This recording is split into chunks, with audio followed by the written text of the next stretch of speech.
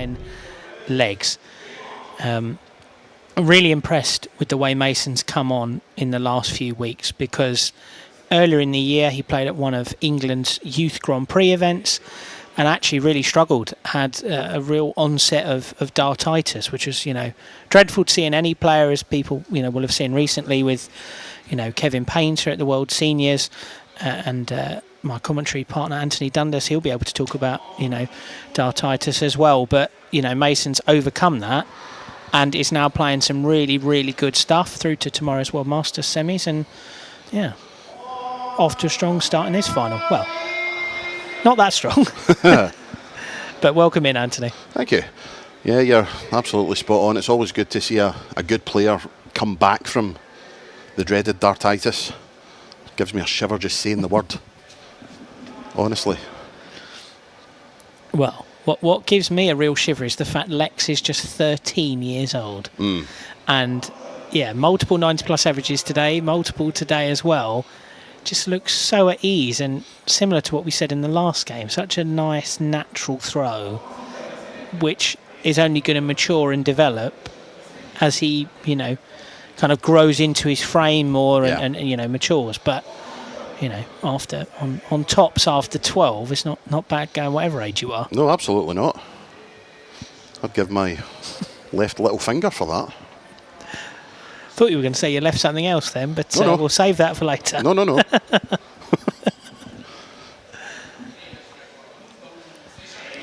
But yeah, the steal there, Mason did throw first, but it looked all like Lex was going to break the throw and run away with it, but that is Mason Teese who's first on the board.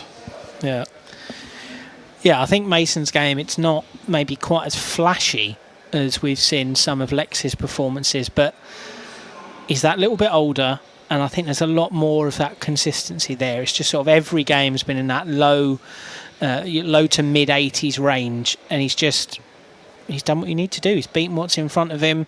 That's all you can do. Exactly, and it stepped up in that semi when he beat Archie Self.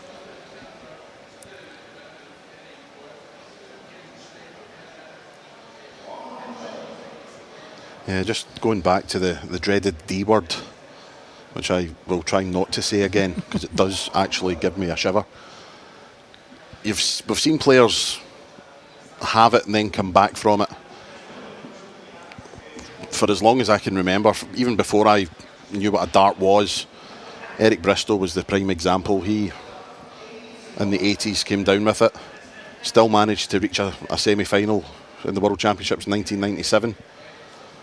And you could still tell he suffered from it, and his throw completely changed as he went on. When he was doing exhibitions in his later life, his throw was unrecognisable. It was horrid, to be honest.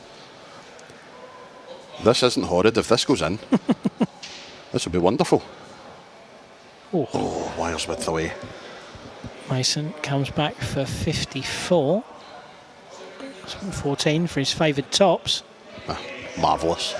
Yeah, back-to-back 17 darters. Mason leads 2-0 in this race to 5. But yeah, I mean, there are other examples. Richie Bennett is someone I've spent time with, spoken to before, and I remember Richie telling me that basically he had to just throw himself at the board. Yeah. And it was, I'm going to hurt myself because then my body will let go of it. And that's why now you see, Richie, flinging the back leg up, and it's not great to watch, but comical when he nearly kicks himself in the back of the head. But that's irrelevant. You just got to make sure you stand back so you don't get caught with the follow through. But he's made it work. But you see so many players. That's it. That's that's you done for it. At any kind of competitive level. So yeah, when I heard that earlier in the year Mason was struggling with it was really real shame. Definitely not struggling now. Absolutely not. First 180 of the final for Mason Teese. Even in more recent times, everyone remembers Barry Van Peer at the Grand Slam against the well-known match against Cameron Menzies. Superb stuff from Mason to leave tops after 12. But even Bo Greaves struggled with it for a good while, and now she's unstoppable, unbeatable. finds tops again. It's a brilliant performance so far from Mason Teese. Ignore what I said about the sort of steady low to mid 80s. It's a 95.9 at the moment. But yeah, I mean, I remember seeing Bo at Chelsea 3 years ago when she was really in the grips of that dartitis, and to think that I know I've just made you shiver by saying the word. 6-7 months later, she won Lakeside for the first time, and it's just been non-stop. She now wins almost everything, and her losing a final or earlier in the tournament is a significant event, the same way it is for, you know, those true greats of the game where you have to be special to have beaten them. You know, she is very much in that rarefied air, to the point where this week we're dropping a leg is remarkable news. Yes. But yeah, Mason's looking in fantastic nick here. 133 there to leave himself on 132 after 9. Takes the average over 100. Yeah, Lex not doing an awful lot wrong, to be honest. He's playing quite well, but he's had one shot. He had one shot in the first 2 legs. Yep, double checking with our referee Garen Roderick what's left. One half of our refereeing team here in Budapest this week, Garen Roderick and our friend from Denmark, Christian Sorensen. Indeed, we have plenty of referees here this weekend. To be honest, we've got those two, myself, Nick Rolls, of course, and Marco Myers here, but Marco and Nick taking more to do with the organisational side of things this weekend.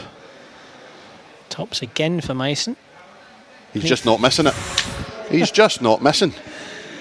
15, and now he's just one leg away from not his first WDF Youth title, but one of the most important, because with the changes to the WDF World Championships this year, we've got 8 boys, which is the most we've ever had at Lakeside, and it's going to be the top 4 in the rankings plus 4 from the qualifier that we're playing tomorrow morning. Mason in the top 10, but potentially 180 points on offer for this. He's going to move right in the mix with, you know, the players from Hungary, Latvia, and of course compatriot Jensen Walker, who's currently leading the race. So, as he scores 120 floor. I will always make that joke. I don't care who it annoys. I don't mind it at all.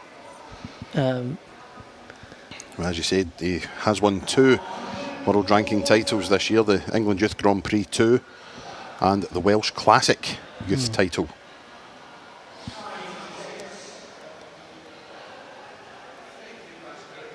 Very, very impressive this has been. It's just a lovely throw from Mason, and it's all for him working down to get into tops, which he's done with ease in every leg so far, and now he takes on 102. Treble 14, finds it, gives himself a shot at tops. This time he does miss. That's one match dart missed for the young Englishman. So, but Lex not on a finish, 188. Applies almost the maximum pressure he can with a 140, but Mason double 10 for the title.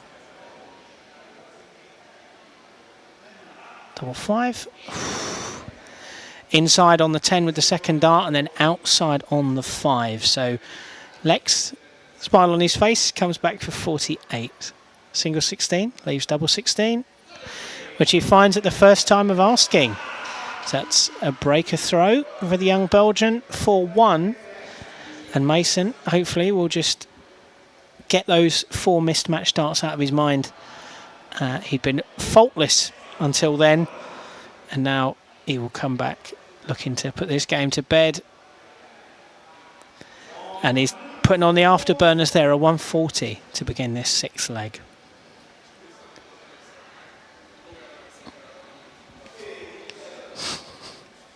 .57 there from Lex. See if Mason can really take the advantage, take the darts. 96, firmly in control here, as he has been for the entire match. Really impressive player is Mason Teese.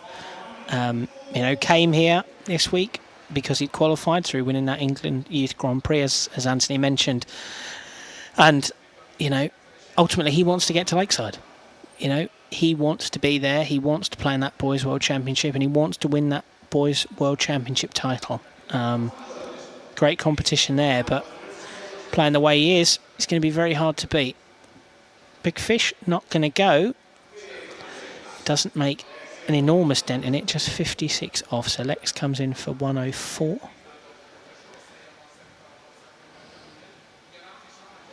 One's a big 7 and then a treble 15. So he's got double 16, well, 32 left.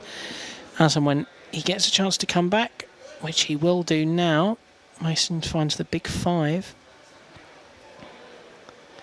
52 left. Leaves himself tops. So will this be a second leg on the board for the young Belgian Lex Paeshuyse?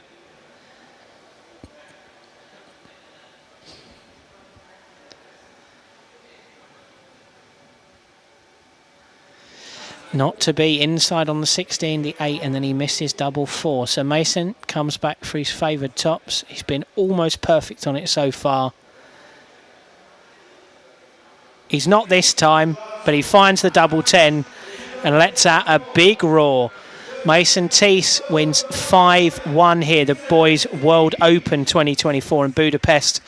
A 92.66 average, a very impressive display from the young Englishman, probably his best of the day so far, and one that puts him firmly in the mix for a place at Lakeside in November and December.